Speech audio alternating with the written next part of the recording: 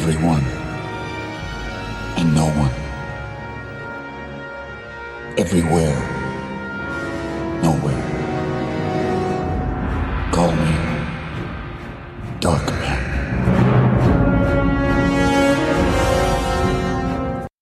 Hey everybody, welcome back to another episode of Citizen Frame. I'm your sweet, sweet, charming, and very good-looking host, Ciaran. Totally. Thanks, Trevor. Yeah, I mean... Thanks, Trevor. Well, it goes Thanks for without jumping in saying, there. you know? Wow, that was just wasted. Complete deaf audience. Tumbleweed moment. Fuck me. My self-esteem was just shot right to the fucking floor. Listen, guys, we are late in January month. Couple changes here. We're no longer going to be doing January months and March months, and besides, unless it's Halloween or Christmas, those are our go-to retrospect months. And so, what we're going to do here is just tell you what we're going to do next. Yeah, pretty much. Because there's new releases we'll get to or we miss. For instance, Nosferatu is coming in about a week. The only reason we've delayed it, I had the flu last week, so I didn't get to it in time. And I certainly want to see it in the big screen. I don't want to take anything away from the film because it's a big one, and it's my decision if I'm going to tell Robert Eggers to go fuck himself, or if I'm going to go, okay, this man's got some talent. I'm looking forward to see what he does next. You're really making Eggers sweat over this. That's right. That's right. He's really nervous. Yep. So what we're going to do here is that we need to get one in here just for you guys' patience. We do appreciate it. So we're going to talk Sam Raimi, Darkman. Oh, yes. I remember it actually quite well, including the marketing campaign. But we'll get to that in a second. Some sad news, sadly. We literally just found this out, that David Lynch, one of the probably, if not the most iconic filmmaker out there, has passed away at the age of 78. Now, we've talked David Lynch quite a few times. Me and Trevor always had some good, fighting words. Yeah. Obviously, Trevor being a big Lynch fan and me not being so much of a Lynch fan. But I'll tell you what, I will say this. I've been proven wrong with Lynch. And the reason I say that, I watched Lynch movies through the podcast eyes, like we say religiously. And I did find some common ground with some of his work. I can appreciate what he was trying to do. I can appreciate his visual storytelling. I can certainly appreciate his writing. And Mulholland Drive was an absolute pleasant surprise. And I own that movie today, and I've watched it a couple times since. And so I've been proven wrong with a lot of Lynch's works without really giving him a shot. And that's on me. But most importantly, what Lynch has done is what he's done for the cinema world itself. It shows with two big things. The stars that want to work with him. I don't think you can throw a rock in Hollywood without a star who never wanted to work with David Lynch. So he has something there that the stars and the actors and the actresses have all seen that wanted to participate in his madness. Because quite frankly, a lot of it was madness. As quirky and batshit crazy as this stuff was, whether it's my taste or not, everyone wanted to be a part of it and wanted to be on board his magical train ride. And most importantly, probably this goes out to a lot of our listeners, David Lynch was really well respected by the fans. He has such support and such loyalty through from his fan base. And I can already see it already on social media. The minute his announcing of his passing, the emails are coming in, the social media hits are coming in, and a lot of sad faces today in the Hollywood world and in the fan base world, especially that is the world of David Lynch. Rest in peace, Mr. Lynch, and I'm going to pass it on to you, Trevor, if you got anything you want to add there. No, that was actually some very nice words by you, Ciaran. And yeah, 100%. As you know, I'm a big Lynch fan, and, I consider him to be one of the all-time great filmmakers, if not the all-time great filmmakers. A completely unique, one-off, completely authentic in his own unique vision. The world will be a much boring place without him. I actually had the pleasure over about 10, 15 years ago, I had the pleasure of being in an audience when he gave a talk actually about transcendental meditation in Belfast here. And he came across as a complete gentleman, and he was very witty. And even though, like, the bulk of the audience, including myself, were there really to hear about the likes of Twin Peaks and his films, Blue Velvet and such, and Lynch was there to talk about transcendental meditation, he still indulged us. So he did, and he was just a complete gent, and very witty as well, I would say, and 100% authentic. Yes, the world will indeed be a much more boring and sadder place without him. So rest in peace, David, and thanks for the personal inspiration over the years. There you go. See, we can't be serious at times, you know? Yeah, you know. Now we're just going to flip that coin and talk Darkman. And I love Darkman for completely different reasons, you know? I remember in 1989-90, obviously after the success of Batman, and I believe, I could be wrong, Dick Tracy was coming out at the same time. And Sam Raimi, obviously hot from the Evil Dead 1 and 2, but he haven't really dipped his toes into the bigger budget, I guess you can say. And he's always been in bed with Universal. Yeah. I've always respected Universal and their loyalty to Sam Raimi. He does a lot of his independent stuff, like For Love of the Game and Simple Plan, all through Universal. I remember one called The Gift as well with Kate Blanchett. Yeah, I'm not sure. Film. Yeah, I haven't seen that in years, but I'm not sure because he went, I want to say The Quick and the Dead and The Gift for Columbia, Sony. Possibly. And then that's when he went from Sony to Spider-Man. I remember. I could be wrong. I could be wrong. Yes, I remember first seeing Darkman as soon as it was released on video. You know, it was obviously given a cinema release here, but as I've discussed in previous podcasts, I think it was an 18 certificate, so the cinemas wouldn't let us in to see them. Jesus, your rating system. Yeah, no, seriously. Because back then, there was so much controversy with the video nasties scare. They basically, anything remotely horror, they slapped an 18 certificate on it. But yeah, I remember, so I caught it on video straight away as soon as it came out on video, because as a kid, I was a huge Evil Dead and Raimi fan. And yeah, well, we'll get to it. Now, in 1990, when they came out, now this film pretty much tanked. Now, they say it made its money back, but it didn't. And the reason it didn't is because the marketing killed it. They marketed this film to the hill, and nothing against that. You know, with the popularity of Dick Tracy coming out and with Batman, they had this, all they had was this poster with a little shape on it, and it said, "Who is Darkman?" And that was kind of their marketing ploy. And it just didn't work, despite it. And when during test screenings came out, just people were laughing at it. Because at that time, I really don't think the Sam Raimi's horror comedic, you know, like with Evil Dead 2 would be a perfect example. No. I agree with you. I don't think people weren't really on this kind of comic book-ish board as of yet, even though Batman and Dick Tracy were coming out, or was out. People, when they see the Sam Raimi name, wanted horror. And I think that's what kind of hurt them. But at the end of the day, it's a cult hit. People love Darkman now. So it's found its niche and audience, just like Carpenter stuff.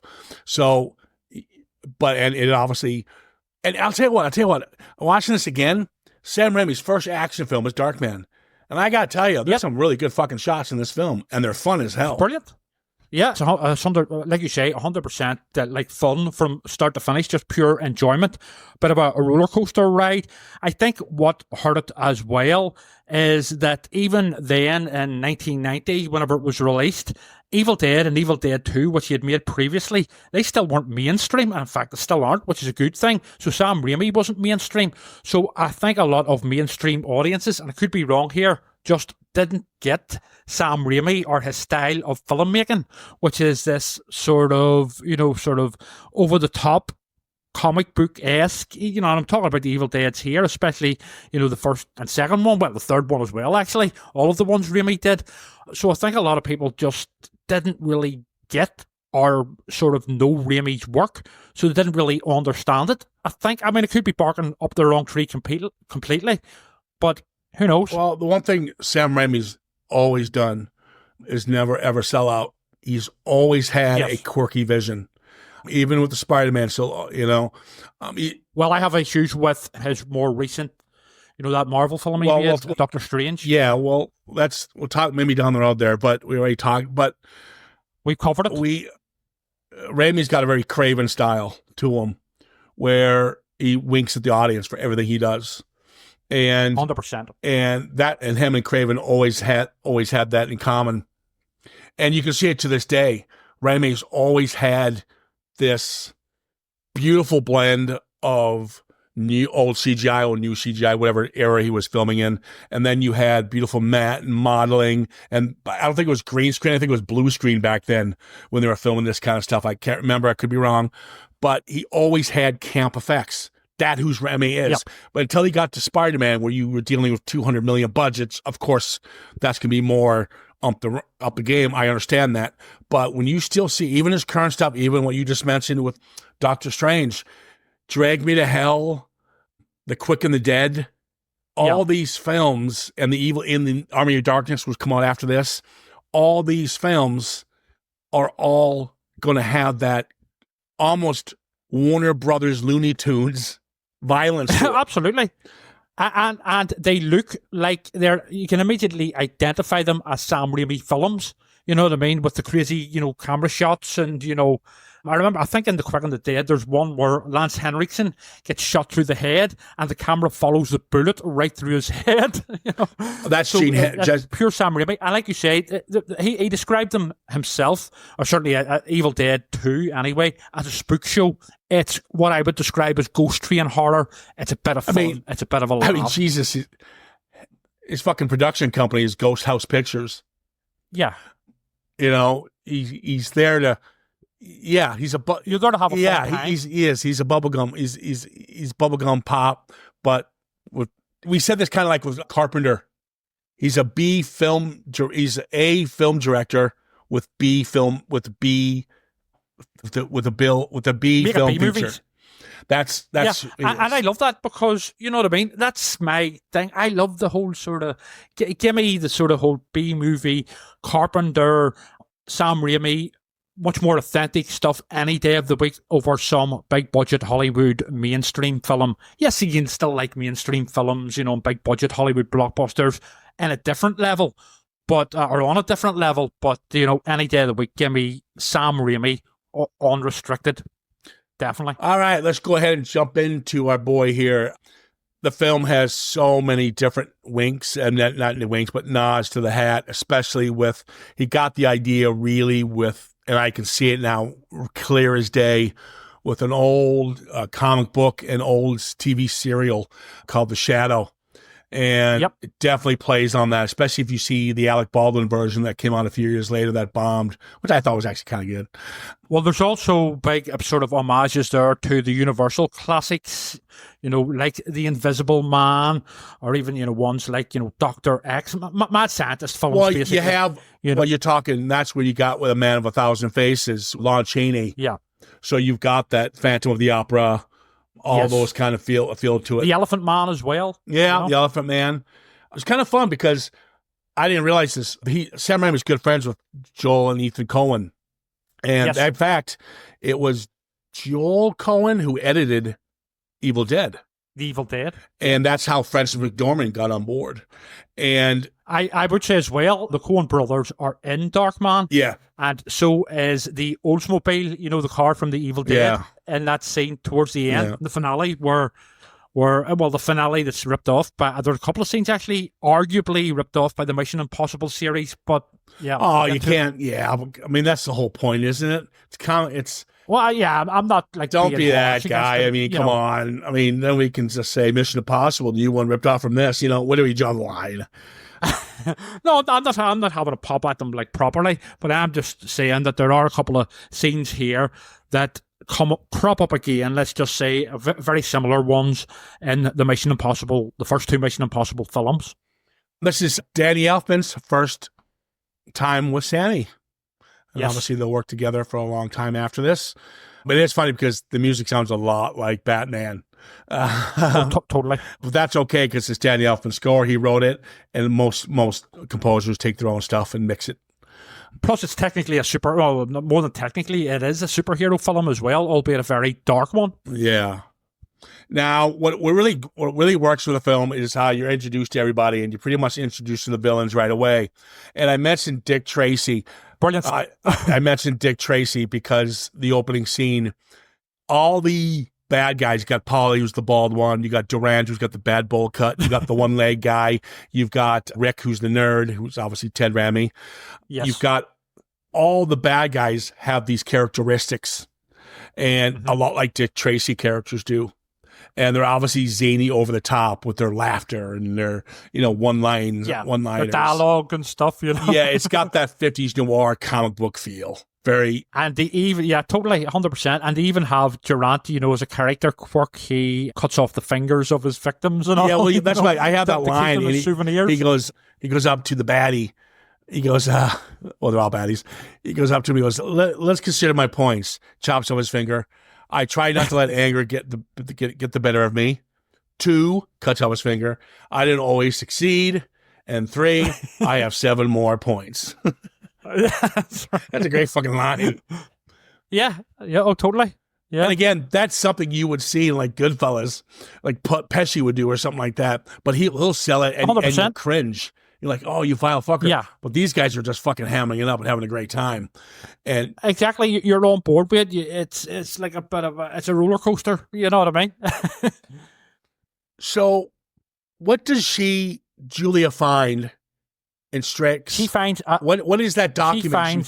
He's giving money to Durant, and he says his payoffs. Yeah, pretty much. He's in bed with Durant, not literally, but Durant's his right-hand man, and they're looking to basically take control of the city. It's basically similar to part of the plot of RoboCop. It does have a RoboCop feel too, visually.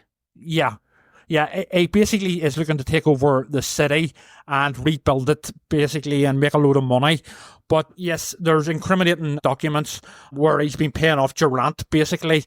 And Frances McDormand, she finds this document, and then she takes it to the lab. So then Durant, to her boyfriend's lab. Yeah, so, okay, let's stop right there. First of all, Julie is a fucking clueless idiot. First of all, she goes to her boss and spills her guts. Hey, you've been stealing. Yeah. Why would you do that? But the plot has to be forwarded. Why would you fucking do that? Well, I don't know. Well, I mean, obviously, you have to forward the plot, but yes, when you totally examine it, yes. Well, she's calling him out on his bullshit. You know what I mean? She's saying, I know what you're up to. Because she's a lawyer, so I suppose she's doing her job. You can defend it in that way. She's basically found out about him, and she, being honest, has decided to call him out on it. So, yeah, I mean, it works for me. No, it's not like complaint. It's just like... Yeah, you're sort of giving the game away early here, Julie. Yeah. Oh, she does it again. Don't get me wrong. Mm-hmm. So they got this, this rubber that's lasting for 99 minutes. And yes, it's a skin graft. Yeah, it's kind of neat because, poor, what's his name? Yakirito. That's our boy's partner. And even though we only met them for just a few moments, they had quite decent little chemistry. So when they finally find out, wait a minute, this is lasting over 100 minutes now, it's because the lights went out. And they realize there's something to do with the darkness that's letting the skin, the rubber, not melt. So survive. That's how they can plant the seed for what we're about to, deal with in the near future here. But it's kind of a, brutal little death that the poor guy gets. And I'll tell you what, it's funny because this is Liam's first starring action role in America. Yeah. Pretty much his first really starring role. And the scene where Yakirito gets, bag over the head, which I think is a horrible death right there, but then they shoot him. Point blank. And Ted Raimi kills him. And Raimi as a director, not the brother, cuts away real quick. You don't see anything. Again, comic book violence. But who sells it is Liam Neeson, because when he screams when they kill him, and you really do buy it. And what I do like about this, you got the same thing with Batman, with Keaton realizing that Joker's want to kill his parents, stuff like that. You have these darker elements in these comic book stories that are driven by the actors who can ham it up in one scene and then do something like this in this scene, which I thought really worked. And also the direction, of course, where it doesn't have to be gratuitous. It doesn't have to be Joe Pesci, shooting him, and, seeing everything of him blowing his head off. Like you say, it cuts away to Liam Neeson's reaction, which basically sells it even more powerful than actually seeing it would have been. Exactly. Oh, God damn it. Hold on. Also, I would have to say as well that my Liam's... stupid notes. Hold on. Where was I? Right. Fucking notes. Fuck off. I hate the new word. I hate it. I hate you. You hate what? I hate the new word. The new Word document I use, like WPS I Office. gotta do something else because this is a piece of shit. Piece of shit. All right, go for it. Are we recording? No, I'm fucking keeping it. I don't care anymore. I want fucking Bill Gates to hear this, and he'd be like, "God, I can't wait to listen to Citizen Frame. They always make me laugh." And then he'll be listening to it. He tunes in every week. Yep, and then he'll be listening to this. Oh my God, Ciaran doesn't like Word. I gotta do something different. Right, but anyway, back to the film. I would say that Liam's beaten and absolutely brutal left for dead treatment is pretty tough going as well. It does have that. It works because you're like, ew, but you're not like offended. Like you're not looking away because it's got that Frankenstein monster kind of, when he puts his hands on the two spokes, whatever, and his hands are burning off. It was so great. It's so stop motion. I love stop motion. Yeah, tongue in cheek. And then when the place blows up, he just flies and he's like, ah. Into the water. Yeah. And all that's left of him is his ear. And the bury it. Yeah, bury the ear. That's awesome. Yeah. Now I do like he has nice transition shots. And yes, I was going to say about that with Julie. Yeah, when Julie's sitting in front of happens to be in front of that when it blows up, and then the backdrop behind her changes into her funeral scene. Yes, that's right. No, Raimi, it's very well done. Even though there is a bit of superimposing here, and through the passage of time, some of those effects haven't aged very well, but they still work for me. But it does work, especially in context. It does work because, again, it's a comic book movie, and it plays like you're turning the page of a comic book, so it can get away with that and still get away with that kind of transition shot. Yeah, I do love the Jenny Agutter cameo coming up next. And John Landis. Yes, exactly. In the hospital. Yeah, as you know, John Landis directed her in American Werewolf in London. Now, the character's kind of a bitch. She's making fun of him. Oh, no, she is. That's the point. Okay, so that I did catch that. She was being very sarcastic and poking him and shit. And yeah, exactly. It was like, he can't feel it. You know what I mean? He's unconscious. So, basically, fuck him. No, this is where I get confused. He could no longer feel pain. I think he can, but it's enhanced. I know that for a fact that I think he can. No, he can't because open to interpretation. You remember, there's a scene come up where he puts his hand over a fire to prove that he's Durant. It's a lighter. Yeah. So doesn't she say something? They have a science where this character technically should be in a lot of pain because he's obviously a burn victim. Yes. They give him something where she sticks the pin in him. He can't feel pain anymore. But the drawback is his temper. Yes, I was going to say that, the rage. So basically, instead of pain in the sort of regular sense, he has great rage. And that's why you see, whenever he's losing it, you see all the different sort of images and stuff, inside his head and stuff, especially later on at the fairground, which is a brilliant scene. But yes, so I think, to be honest, I'm no doctor, I'm no scientist, but I think they are playing loose and fast with real science here. Oh, who cares? But I think that's what they're doing. I think she injected him to relieve his... It's an exposition dump with Jenny Agutter. But she's the one who got rid of his pain, technically. I think that was a side effect of basic. I think he was, he wasn't feeling pain anyway, or his pain was turning into pure rage anyway because of what happened to him with Durant and stuff. All right. But I still think she was playing God. I think she did inject him with something. But she was just there to let the audience know, to explain it to the audience. And you know what? Jenny Agutter can explain anything to me any day of the week. So there's no problem. Yeah, like that shower scene in American Werewolf in London. Oh, exactly. Yeah. Yeah. Yep. Pause. Yeah, there's some nice moments. I do like he goes back to his old office. Everything's fucking blown to shreds, but everything's working fine. Yes. I'm just gonna put. But he gets a hideout. Yeah, I thought that as well. I was thinking, like, how the fuck did his computer survive and all of this equipment where everything else was blown to shit? Yeah, you know what I mean. Monitors work fine. Yeah, they've just got a bit of dust on them, basically. That's pretty good. But I do like little moments. I like little moments because Liam Neeson is pretty much a one man show here. And everyone else is just, side characters.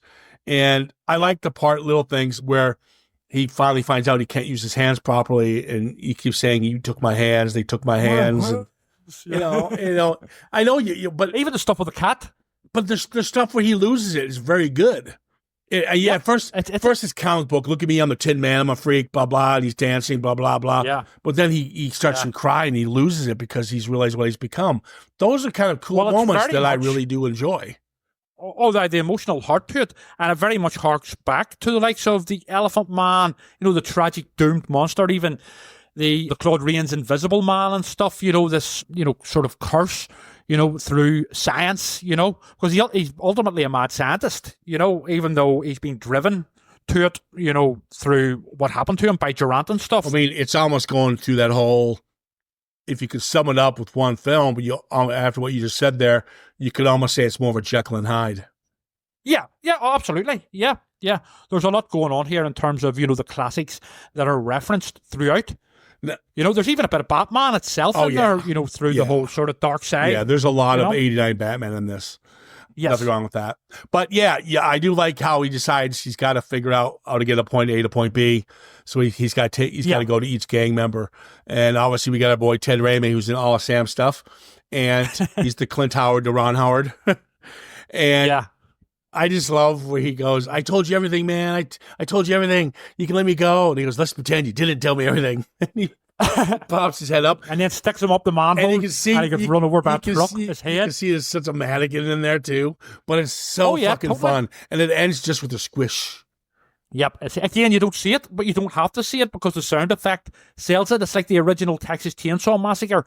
You don't actually see a girl getting put up on a hook, but you hear the sound effect, and it's much more effective. Yeah, but I don't think he's doing as effective as like the Texas Chainsaw. I think there's different grades there. The Texas Chainsaw is more to shock you and make you feel uncomfortable.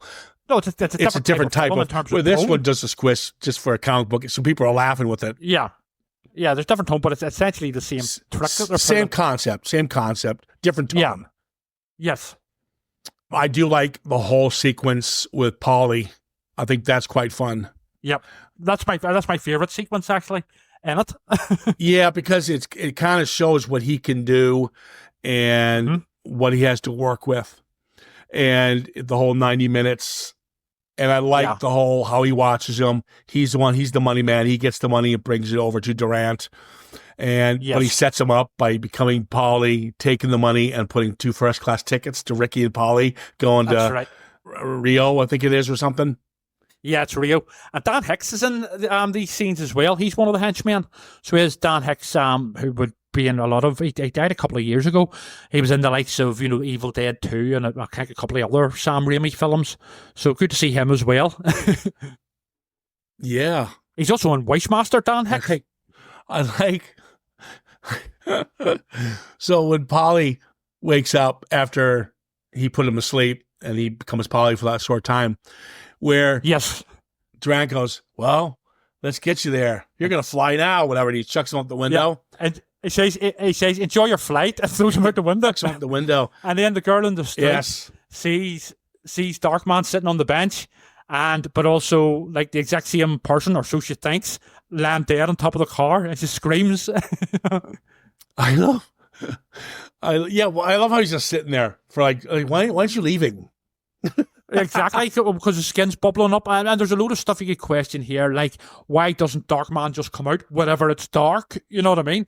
And whenever he can go over 100 minutes, instead of always coming out during the day whenever he's got a set time. Yeah, I just don't get why he's waiting right in front of where the bad guys are in a poly gear, right next to the dead body, while his skin's bubbling because he's run out of time. Yeah, it's like once you probably would have made it home by now. Exactly. I got away with it. Yeah. I do love...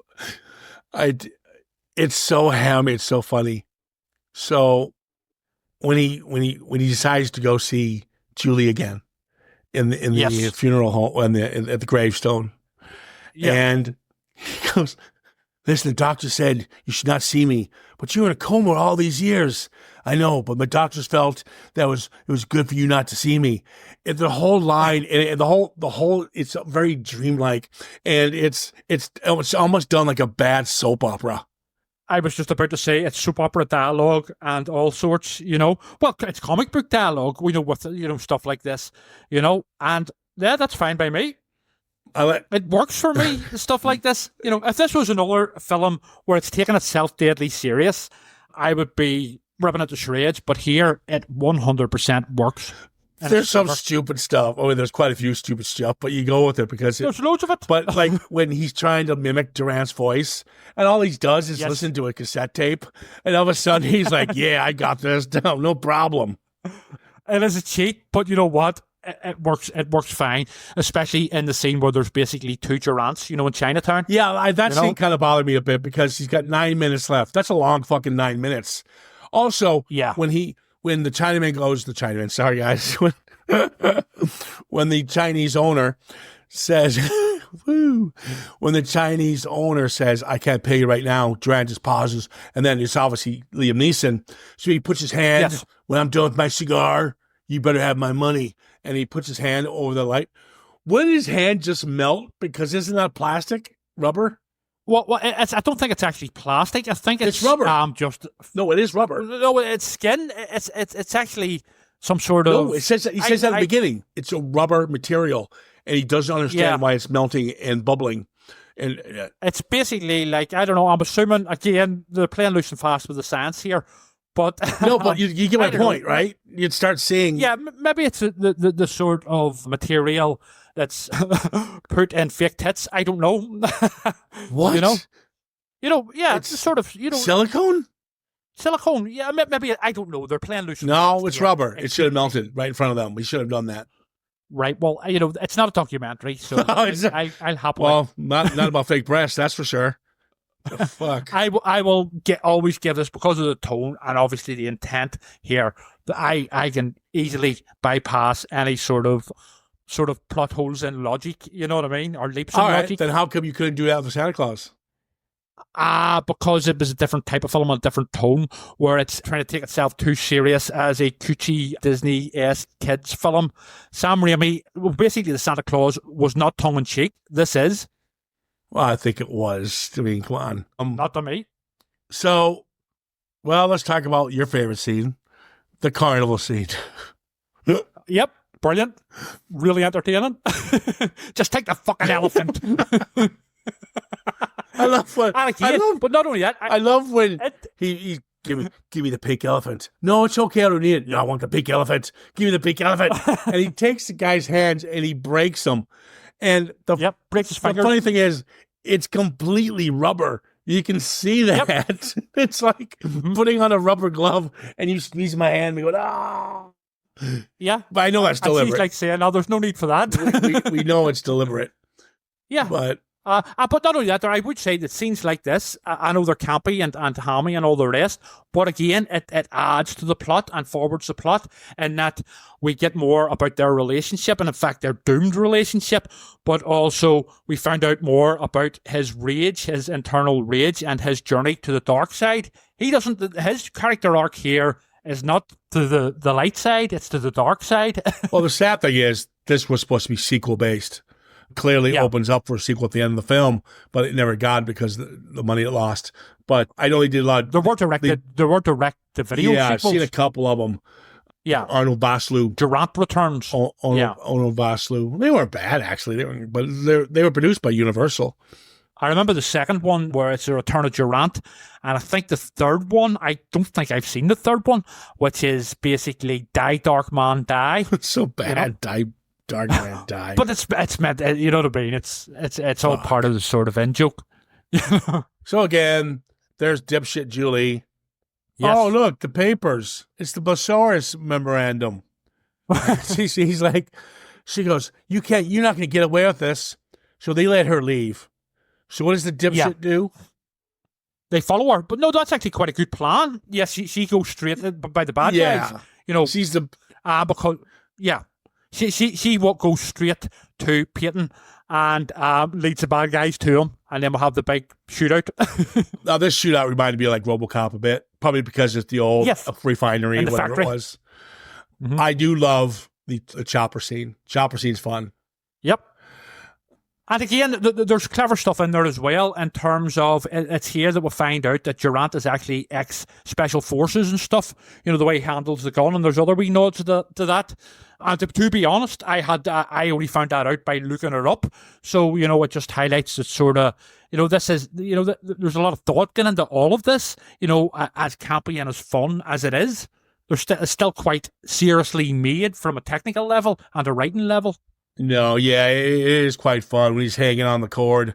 Yeah, and he's being thrown through buildings, and again, he can't feel pain. So, yes, exactly. He's being thrown through cars and all sorts. But yeah, it is good fun, and yeah, the effects could be obviously green screen, I guess you can say, or blue screen, whatever it is. There's a lot of superimposing. Yes, but I'm okay with it. I enjoy it. I don't give a fuck.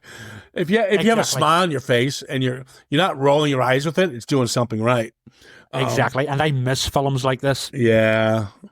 It was right at the peak, right where the 80s was dissolving. Yes, exactly. Yeah. Let me ask you this, though. Right at the sort of end of that. So they're on the top, right? And Strack and the gang are on the top. And Julie falls off the construction site, right? And she's handcuffed, right? So she's falling like a pyramid, right? Yeah. How does she get stuck on poles?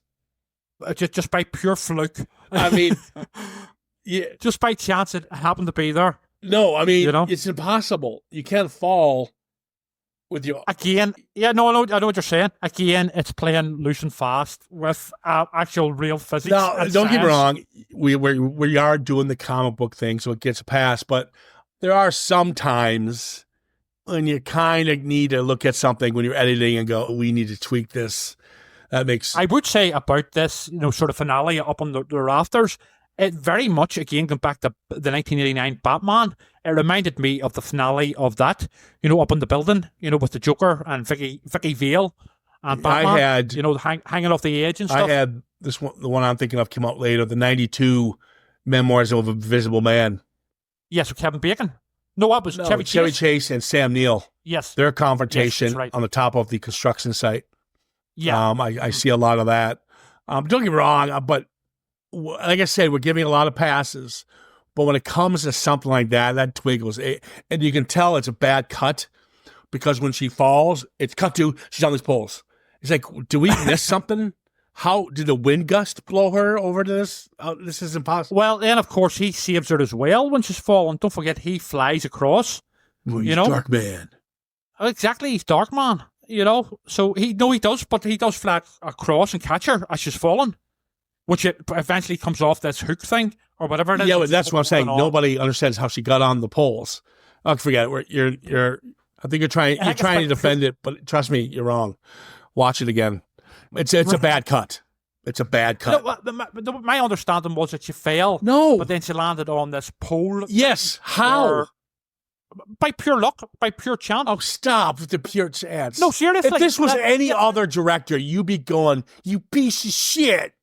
I've just said that earlier on, that if this was a serious... Yes, but you can't use that as an excuse to be sloppy. Let me finish. Everything he's done has been pretty much spot on. We went with it. We're having a good time. But when it comes to a bad edit, and it is a bad edit, and you sit there and go, oh, no, that's cool. You can do that. You can be sloppy. It's okay. No, there's a difference between there's a difference between competency and knowing what you're doing and being lazy. And that shot is very lazy. Well, it's one of very few in this film. So yes, I will take your word for it. Look, I would have to rewatch it just in more closer detail. So I'll take your word for it. But at the same time, I'll still let it go. Right. No problem. Right. And maybe that is my Sam Raimi bias shining I through. know, but that's the problem. Okay. You got to be careful with that because there's other good films that you might be insulting. I'm like, well, dude, this happens in Darkman. You'd be like, well, it's Darkman. I mean, you know what I mean? I could take that on board. That's fair enough. Maybe, you know, I've never once claimed that I'm perfect. You know? Wow. Like that shot. I never do that either. Yeah. Okay.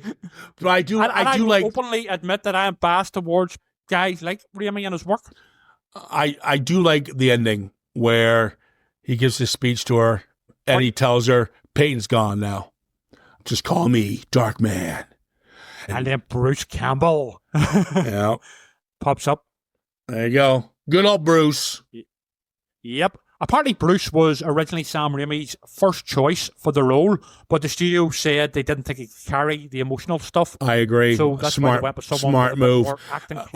Smart move. I can see nothing against Bruce Campbell. I like the guy, but I can't take him as serious when you're seeing his partner get gunned down. How Liam Neeson sells that. Well, Bruce Campbell is a B-movie actor. He's the king of the B-movie actors. But whereas Liam Neeson adds a touch of class to this, and he's a serious actor. Yeah, and Francis McDormand, don't forget. Yes, I agree 100%. Yeah. There you go. Darkman. Oh, yes. I didn't think I'd like it again. I remember watching it. I was like, I remember going, this is going to be bad. I remember just like going back to like, you know. Thoroughly entertaining. Yeah. I would describe it. Yeah, it is a good time. I mean, if anybody, how can you sit there and watch Darkman and start, you know, we could have torn this to shreds, but we can't because that's how well it's directed. Because Sam Raimi would just, anytime we say something, but you did this, he'll go, yep. But you did this. Yeah. Yep. It was intentional. And he'll tell you why he did it.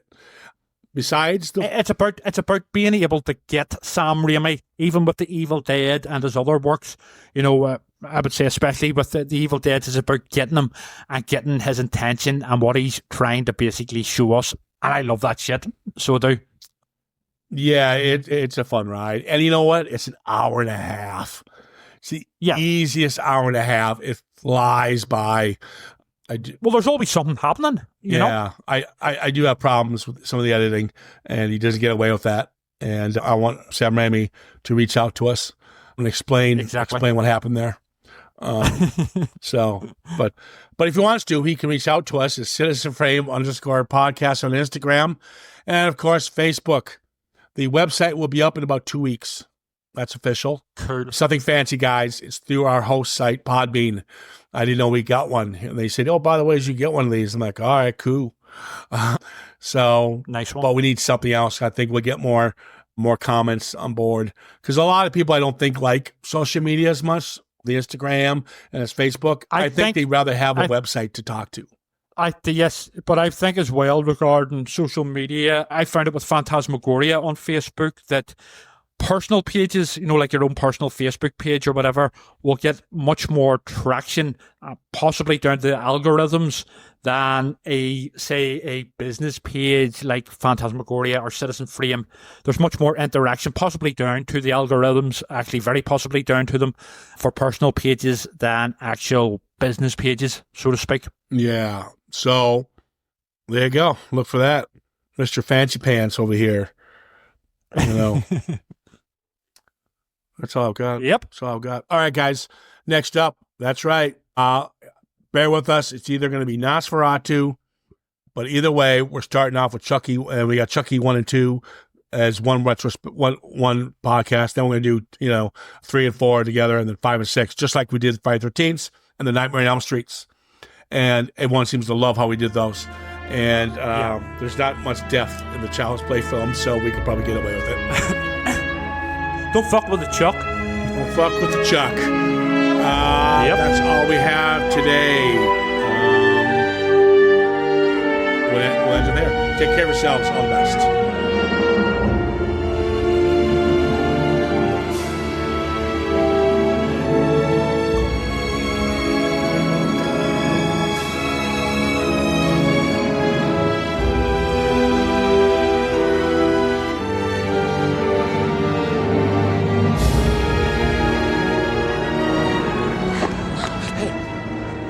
I'm everyone and no one. Everywhere